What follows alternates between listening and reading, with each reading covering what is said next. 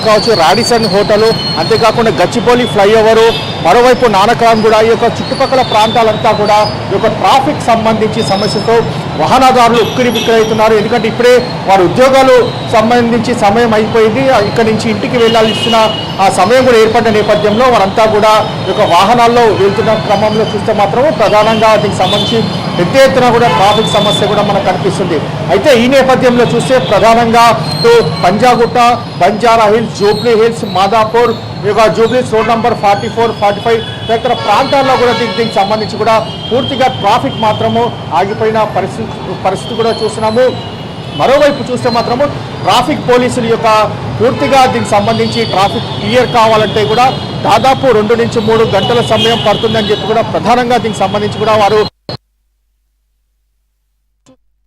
11-12 గంటల వరకు కూడా ఇదే ట్రాఫిక్ సంబంధించి కూడా సిచ్యువేషన్ ఇలాగనే ఉంటుందని చెప్పి కూడా మనకు తెలుస్తుంది. ఎందుకంటే ఇక్కడికి ట్రాఫిక్ సంబంధించిన ఎక్కడైతే యొక్క ట్రాఫిక్ జామ్ ఉందో ఆయా ప్రాంతాల్లో ఈ యొక్క జిహెచ్ఎంసీ అధికారులు ఎక్కడైతే వాటర్ పూర్తిగా ఫ్లోటింగ్ ఆగిపోయిందో ఆ ఫ్లోటింగ్ పూర్తిగా అక్కడి నుంచి పంపించి వేసిన పరిస్థితి చూస్తున్నాము. దాని తర్వాత ఈ యొక్క ట్రాఫిక్ క్లియర్గా ముందుకు వెళ్ళే అవకాశం ఉంటుందని చెప్పి కూడా ట్రాఫిక్ పోలీసులు ఇప్పటికే జిహెచ్ఎంసీ అధికారులకు సమాచారం అందించారు. దీన్ని బట్టి చూస్తే మాత్రము ప్రధానంగా చాలా చోట్ల ఈ యొక్క వాటర్ మాత్రం రోడ్లపైనే నిలిచిపోవడంతో వాహనదారులంతా కూడా వెళ్ళాలంటే కూడా పూర్తిగా ఈ యొక్క సమస్యగా ఏర్పడింది. కాబట్టి గంటల తరబడి ఇదే తరహాలో కూడా దీనికి సంబంధించి ట్రాఫిక్ సమస్య ఉంటుంది. ముఖ్యంగా చూస్తే మనము ఈ యొక్క గచ్చిబౌలి ప్రాంతంలో చూస్తే ఈ యొక్క ట్రాఫిక్ పూర్తిగా బంపర్ టు బంపర్ ట్రాఫిక్ కూడా ఉన్న పరిస్థితి కూడా చూస్తున్నాము.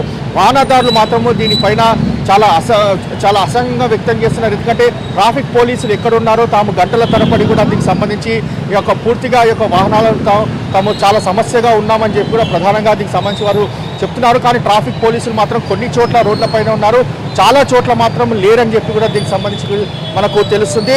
అయితే ఇప్పటికే కంట్రోల్ రూమ్ కూడా చాలా ఫోన్స్ కూడా వస్తున్నాయి. ఎక్కడ పడితే అక్కడ ట్రాఫిక్ జామ్ అయిన పరిస్థితి కూడా కనిపిస్తుంది. కాబట్టి వెంటనే ట్రాఫిక్ పోలీసులు క్లియర్ చేయాలని చెప్పి కూడా దీనికి సంబంధించి కంట్రోల్ రూమ్ కూడా వాహనదారులు కూడా ఫోన్ చేసిన పరిస్థితి కూడా చూస్తున్నాము.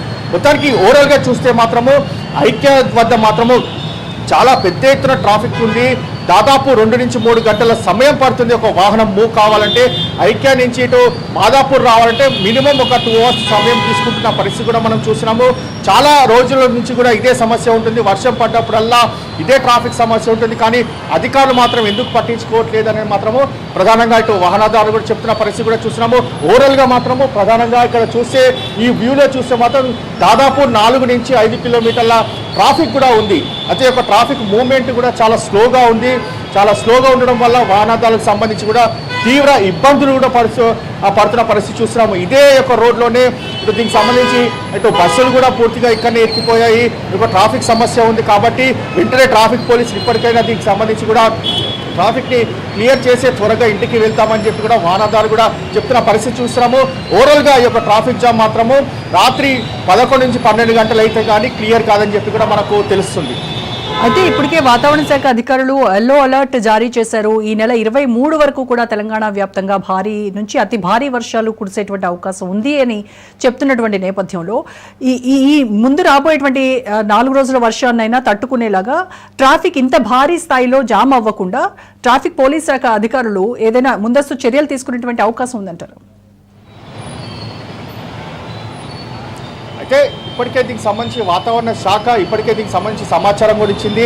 దాదాపు ఇంకా 3 రోజులు యొక్క భారీ వర్షం ఉంటుందని చెప్పి కూడా సమాచారం ఇచ్చింది. ట్రాఫిక్ సమస్య కూడా పెద్ద ఎత్తున ఉంటుంది. కాబట్టి మీకు ట్రాఫిక్ సంబంధించిన అధికారులు దీనిపైన చర్యలు తీసుకోవాల్సి ఉంటుంది. ఎందుకంటే ఇలా ట్రాఫిక్ గంటల తరబడి ట్రాఫిక్ జామ్ కాకుండా కావాల్సిన ఏర్పాట్లు చేయాలని చెప్పి కూడా ప్రధానంగా వాహనదారులు చెప్తున్నారు. కానీ దీనికి సంబంధించి వేరే యొక్క ప్రణాళిక మాత్రం రూపొందించాల్సి ఉంటుంది. ఎందుకంటే ఈ యొక్క ట్రాఫిక్ సమస్య నుంచి బయటపడాలంటే కూడా చాలా ఒక్కొక్కరు కూడా 2 నుంచి 3 గంటల సమయం రోడ్లపైనే ఉండాల్సిన పరిస్థితి కూడా ఏర్పడింది.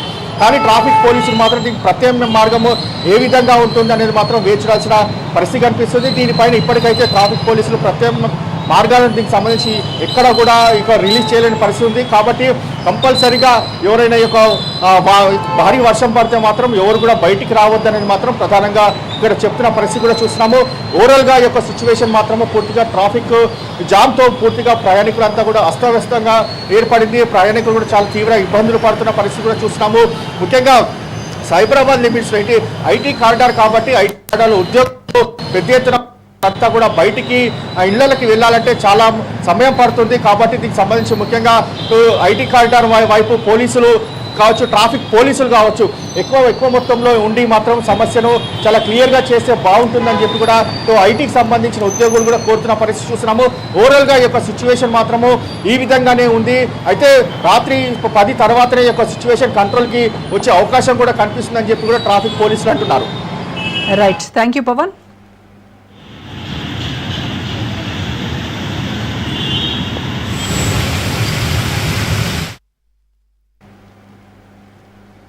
ఇప్పుడు ఒక షార్ట్ బ్రేక్ తీసుకుందాం. Stay tuned.